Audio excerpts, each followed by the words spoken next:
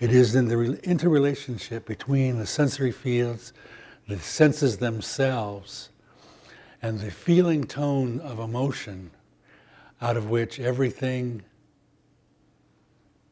becomes associated as the data flows in across the circuits of sensory, the sensory fields, goes into the brain, is processed. There is a feeling tone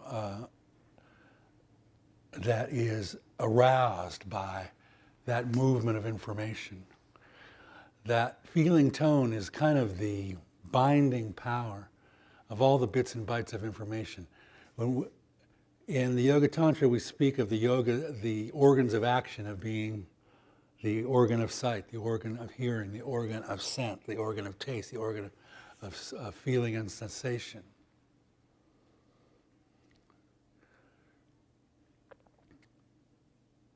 And the interrelationship between the senses, the sensory organs, and their objects assemble together to produce a field, and they produce a kind of an empirical monopoly of the operation of the brain.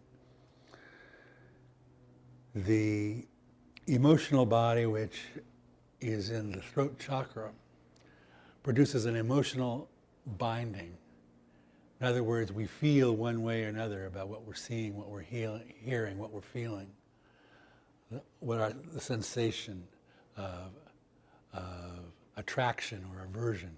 It's usually one form of attraction or aversion. Attraction to the objects of desire and aversion to the possibility of suffering. It's a very simple formula. But our association chain of what exactly is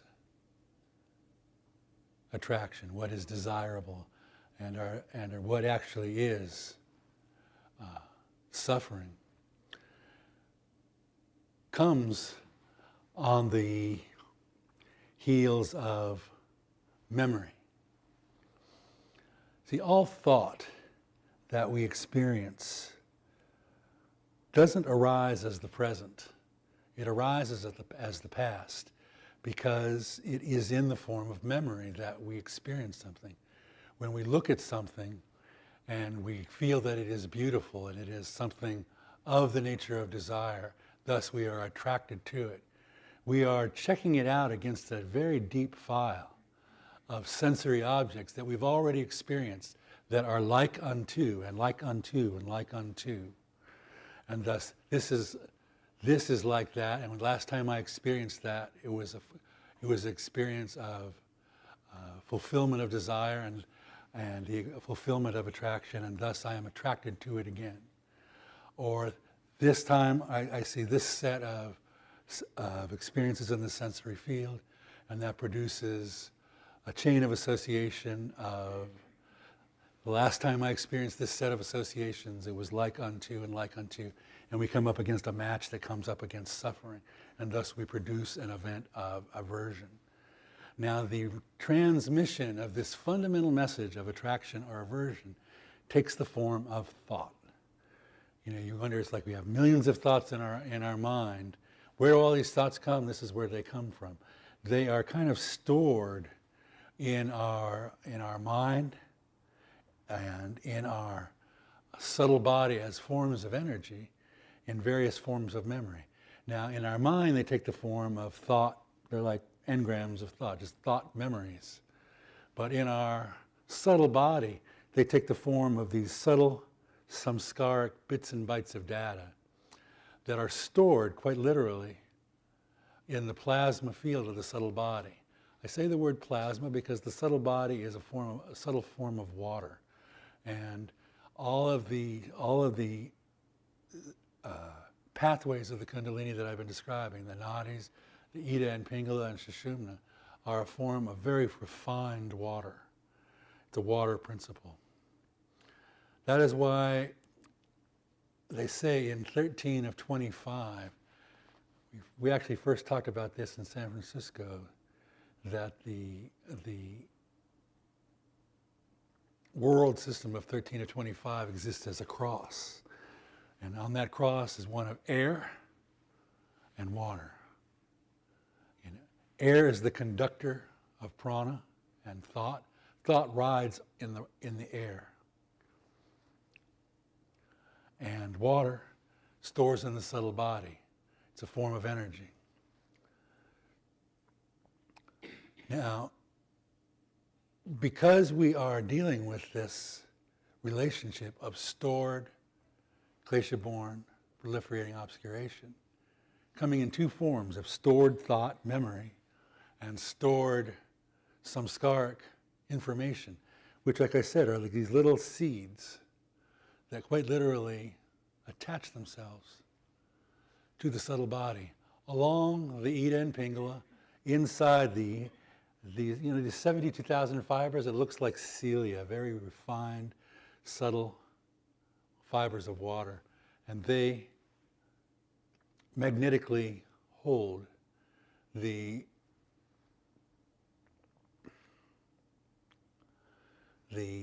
samskaric information of past events. What is the content of past samskaric information? It is the assembly of the sensory field, all five thoughts, because most events have a corollary of sight, of sound, of smell, of sensation, of taste. And so every experience is an assembly of the sensory fields bound together by a feeling tone, a sensation of emotion, of feeling, of how we felt about it. It's the emotion that produces the binding energy. It takes the energy of the five-fold sensory field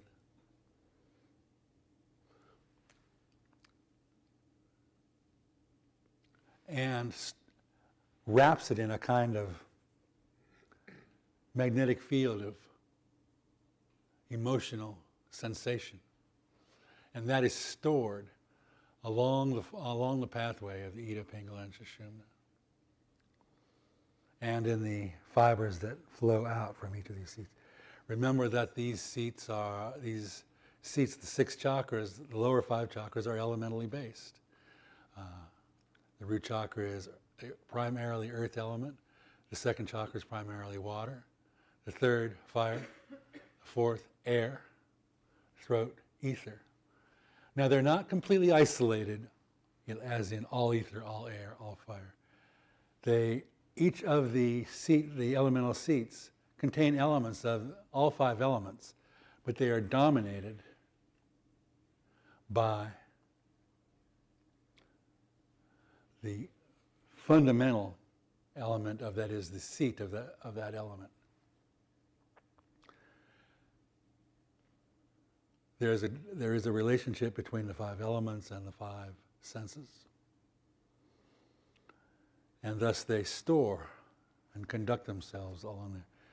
It is the movement of the Kundalini along these circuits that acts as a release.